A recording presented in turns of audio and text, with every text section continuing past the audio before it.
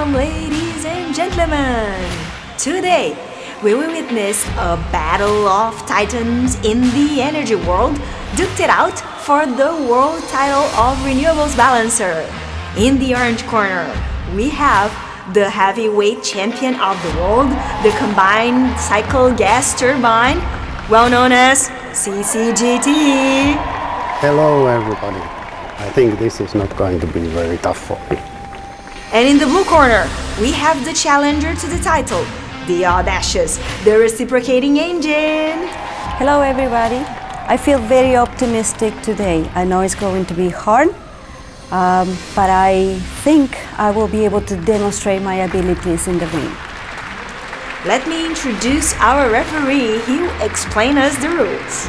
Good afternoon, everybody. Today we're going to have an awesome fight for you, once against the CCGT and the reciprocating engine. The world is changing. Renewables are ever more present in electric grids around the world. With this comes intermittency. We have traditionally ran on baseload power, which means units have to be very efficient and run for long periods of time. With the introduction of these new technologies or technologies into the grid, we've had to adapt and implement agile, dispatchable resources. The fight will demonstrate these key attributes as we go through the rounds: cost, abilities, and resiliency. In this fight, there will be 4 rounds. Each one of these rounds will demonstrate different characteristics of these units from the CCGT and the reciprocating engine. I will award points based on more favorable answers when it comes to integrating renewable technologies with thermal plants. All right, you two, I want a nice, clean fight from you. Be respectful of one another.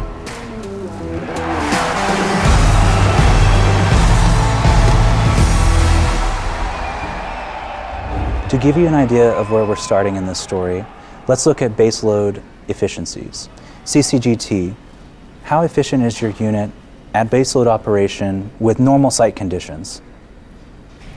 I love this question. I was made for this. My efficiency at site conditions in normal climate is about 55%. 55%. And Recip, how does yours stack up to that? I'm proud to say 47. And that is much better than any of the turbines' efficiencies in open cycle. Okay, so that's simple cycle, open cycle is 47%. Yes. Clearly, CCGT at baseload operations is king of efficiency. But as we move into the new world where renewables are ever more present, open cycle and simple cycle technologies that are quick will be important.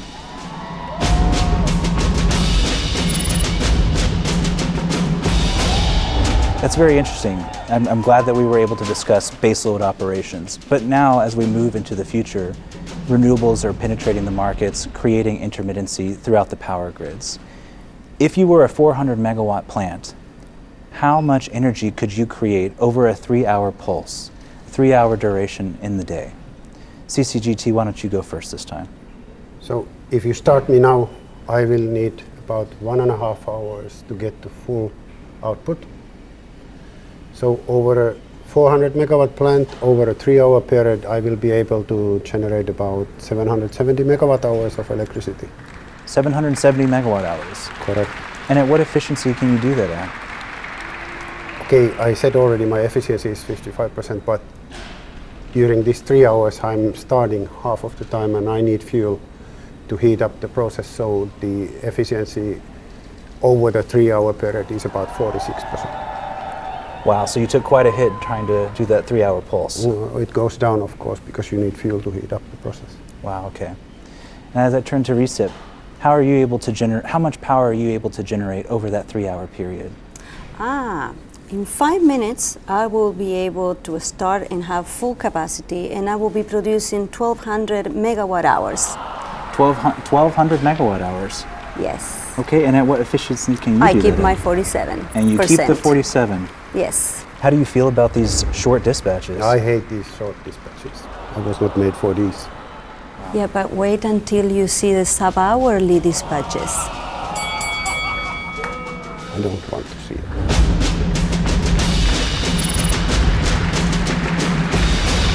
To the audience, baseload operations is a thing of the past. Moving forward into the future with high penetration of solar and wind, creating intermittency amongst the grid, we have to have more agile equipment. Equipment that's able to be dispatched multiple cycles per day in order to balance the systems. And these are the things that we are experiencing throughout this fight. Ladies and gentlemen, I can feel in the air with the efficiency number, we can have an idea of who will be declared winner. Let the second round begin. More than ever, people are paying attention to the grid. Extreme weather, geopolitical issues, and unexpected conditions on the grid have caused disruptions to power. It is more important than ever that we have equipment that is able to respond to and react to these changing conditions. In this next round, we will see how the two competitors stack up to one another. Water is one of the most finite resources on Earth to human survivability. How much water do both of you use during your cooling processes? I went with you the first last time. Let's go with the recip this time. Well, actually depends how often people use the bathrooms. See, I do have a closed loop cooling system, so no water will be consumed. That gives me an ability to be placed anywhere, so I don't depend on being located where massive amount of quantities are available. You just use water for systems? Just for the facilities. Just for the facilities, okay. Exactly. Very interesting. CCGT, how much water do you use in your cooling processes? Yeah, okay, 400 megawatt. Operating on a fairly high load, typically the cooling water need is 500,000 cubic meters per month. 500,000 cubic meters? Yeah. That's it? We need typically also some demi water for the combustion process, for the low NOx process, in addition to the cooling. Wow. As water is one of the most precious resources on Earth, it is incredible to hear how much you use for your cooling processes, as well as how little you use. Mm-hmm. So you're saying that as we source these new pieces of equipment on the grid, you can be almost anywhere because you're not limited by water. Yeah, water is not an issue for me. Very, very interesting.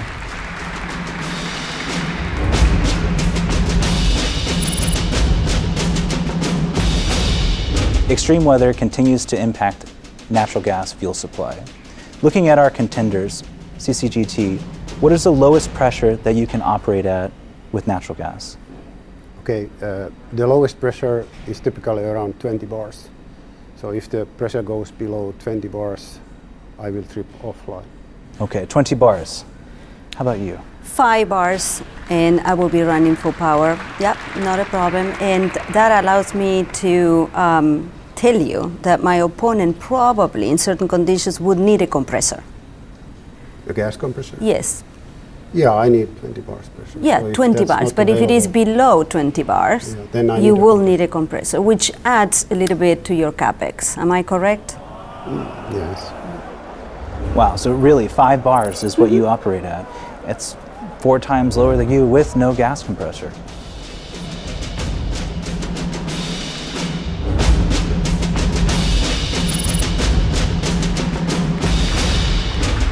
All right, the temperature is getting hot in here. Ambient conditions impact power generations greatly. So, speaking of 40 degrees Celsius as an example, how would the operation of your plant change at 40 degrees Celsius? Okay, 40 Celsius is 104 Fahrenheit. There is some derating of the output, about 20%. 20% of your 400 megawatts? Yes, at 40 Celsius. Okay. And Recip, how do you respond? I love heat. I was born for this. Actually, I can maintain 97% of my capacity at 40 centigrades. I actually do love saunas. Wow. Barely a deration there. So at 20% at 400 megawatts, how many megawatts are we looking at? Oh, we have some 320.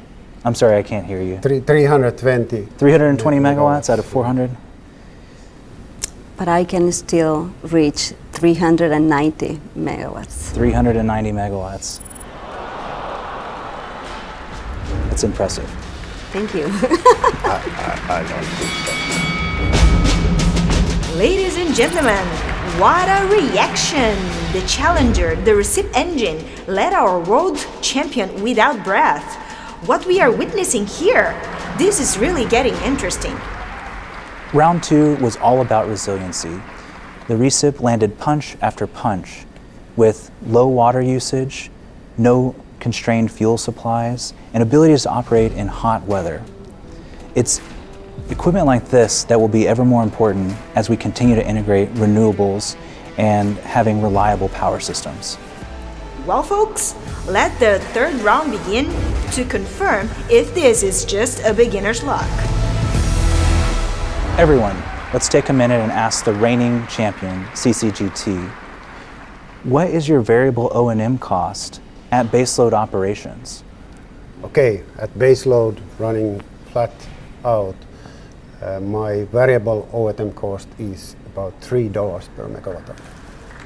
$3 per megawatt hour. Recip. I had to say it's $5 a megawatt hour.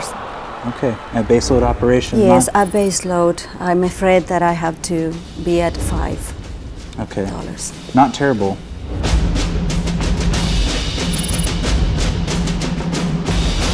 Expanding on variable O&M and the new way that we dispatch with variable intermittent resources on the grid. Lots of starts and stops. This incurs maintenance. So, expanding on the question in the beginning, how does your variable O&M stack up when you add starts into the mix? And as an example, I'll give you, say, a 400 megawatt plant throughout the year starts 500 times with run hours typically around 1,500. Okay, so the maintenance cost is the same, the variable, it's when you operate, $3 per megawatt hour, but frequent starting brings additional maintenance cost in form of additional turbine maintenance. So $3 for the operation, normal variable operation and maintenance cost, but the additional cost is $18. I'm sorry, what was it? $18, so the total is $21 per megawatt hour if you do 500 starts. $21 per megawatt hour. Yes. Okay. This is very interesting because I started to feel a little bit bad about the $5, but actually happy to report that I will keep the $5 per megawatt hours. See, cycling and frequency starts and stop would not affect me. So therefore I stick with the $5. Really, very good. So no maintenance incursion from frequent starts and stops. No, I was designed to do that. Ladies and gentlemen, I am starting to get worried. Will our champion of the world, the CCGT, fight back? Will he bring a different tactics for the final round? Round 3 was intense. It displayed what happens to variable O&M when you incorporate these cycles. Moving forward, equipment that can quickly respond and remain efficient is going to be ever more important in the grid. Final round. Ladies and gentlemen, I cannot wait to see this. Welcome to the final round. In this round, it will be the most challenging. You will have to adapt to different attributes of the grid. We've been speaking throughout these rounds about becoming more flexible, becoming very efficient in those types of environments. Here, we'll put you to the test, and we'll really see how dynamic you can actually be. CCGT, in the last round, you took a hard hit with VOM. Considering that, how long would it take you to get up in this fight and back to generating power? From standstill. From zero output. My hot start time is 1.5 hours from pressing the button. I will be on full power at 1.5 hours, so I'm really quite flexible. You're really quite flexible. Okay, Yes. so 1.5 hours, and how do you respond? I'm amazed that you call that flexibility. When he takes 1.5 hours to come to the system. In my case, in 5 minutes, I'm at full output. So I have no problem in coming in those 5 minutes and take care of price spikes in real markets. So if we're talking about flexibility, let me remind you, 1.5 hours is a long time. I'm just making sure you're saying this right. You're saying 5 minutes. 5. And you said 1.5 hours, correct? Correct. Okay.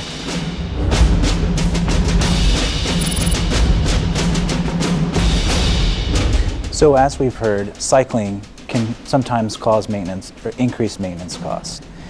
Considering this, what would it cost? Can you walk me through what it would cost to start 500 times at a $10 an MMBTU price? Yes, well, my starting cost will be $150. I will have no additional maintenance cost, as we discussed before. So let's do the math. 500 starts, you said? 500 Yes. starts. Well, it would be $75,000 a year. Okay, so That for will be my... that example, you would be around $75,000, and that's mostly fuel, it sounds like. Yes, just for the fuel, and again, 500 starts. Okay. CCGT, same question to you. If you were to start 500 times throughout the year, can you walk us through what that total cost would be? Okay, the starting cost for the 400 megawatt plant is $22,000, and then during the 1.5 hour start time, we use quite a lot of gas to heat up the turbine and the process and the boiler steam turbine, so that adds $2,400 roughly with the $10 gas price. So the total cost is about slightly below 25,000. So And yours was 75, so you're so $25,000. yes. Hold on one second here. He asked you for 500 starts. So I think you should multiply that number by 500. Can you do that math for us, please? Well, I can quickly do that math. You said 500 starts at $25,000. You're roughly adding $12.5 million to the cost of operating the grid. Yeah, there is a cost when you start a plant. Okay. So 75,000 versus 12.5 million A year. per year.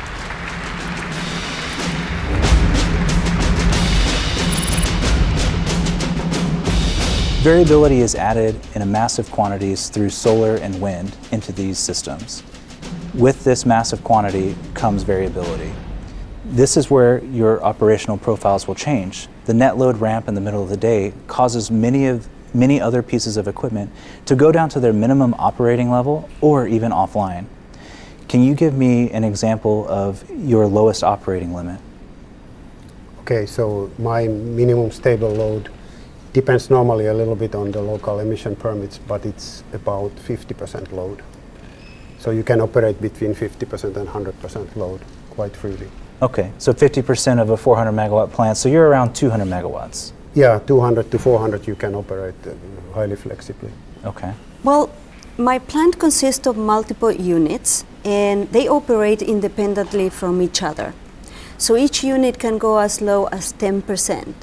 When you put it all together, let's say we have multiple units, 10 units, but only one is at 10% and the other ones are not running, that means that my plant can operate at 1%. Wow, so I'm hearing roughly 1 megawatt. If a unit is 10 megawatts and you can do 10%, that's around 1. So that's extremely low, or offline from what I heard. Yes, correct. And by the way I will operate allows me to reduce my fuel consumption and cut my emissions. Okay, so in those smaller spaces where the system is variable, you're actually more efficient by cutting fuel consumption when needed. Exactly. Can you do that? Yes. You can?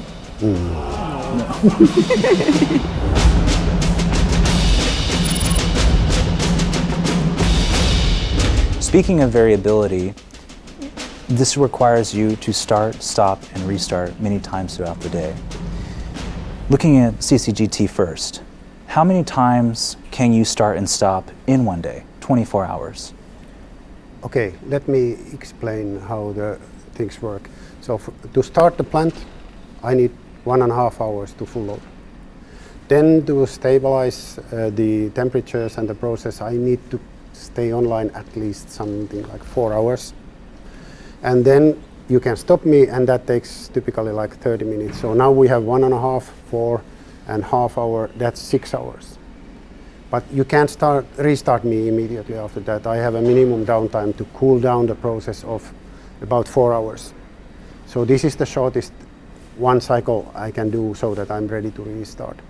So 10 hours cycle, I can do 2 cycles per day. So I'm really highly flexible in this respect. Okay, so two cycles in one day. 2 in a day. How do you have them? Well, I can actually start and stop multiple times a day. There are occasions that I have started and stopped 20 times a day. But let me walk you through my timing as my opponent did.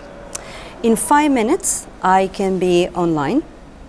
I don't need any time to stop. I can stop immediately. I will utilize 1 minute to calm down, and then another 5 minutes to stop and purge the exhaust system. So roughly will be 11 minutes, my total cycle. And if you want to do a quick math, that equates to, in theory, 131 cycles a day. 131 cycles in one day? Yes, that's correct. And you said 2, correct? Correct. Not too flexible. I'm going to have to rule in favor of inflexibility on this one.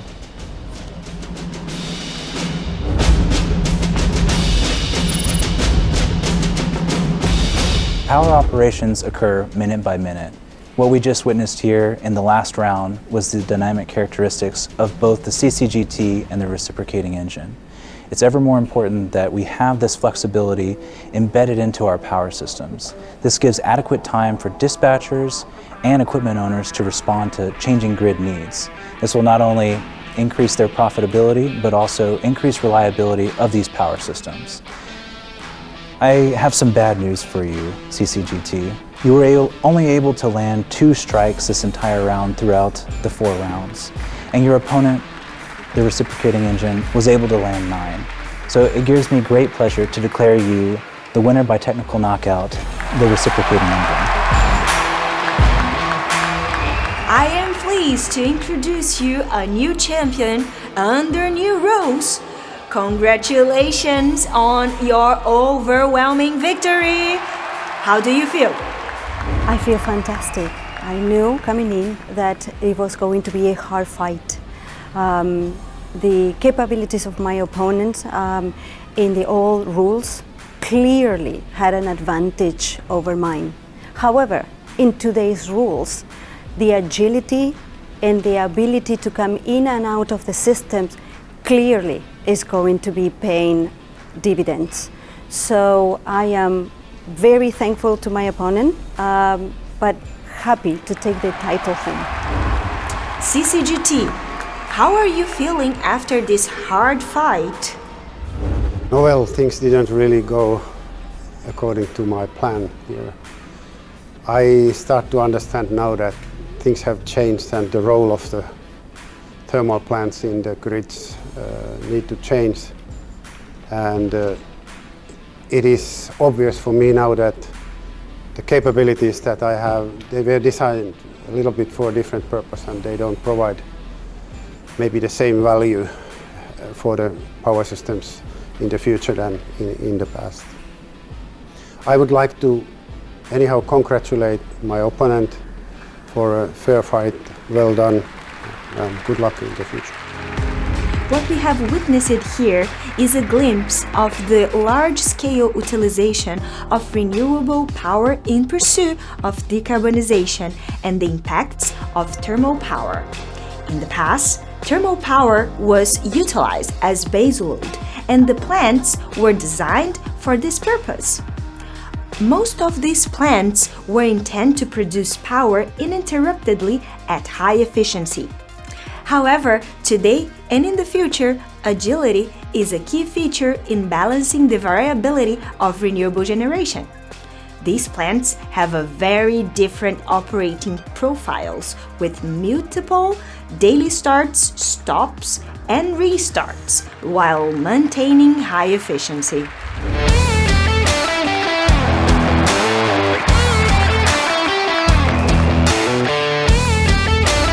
This was an intense fight, and although the CCGT wanted to keep his title, it is clear that the recip engine showed the ability to balance the renewables better. Stay tuned for the next fight, the reciprocating engine to defend the title.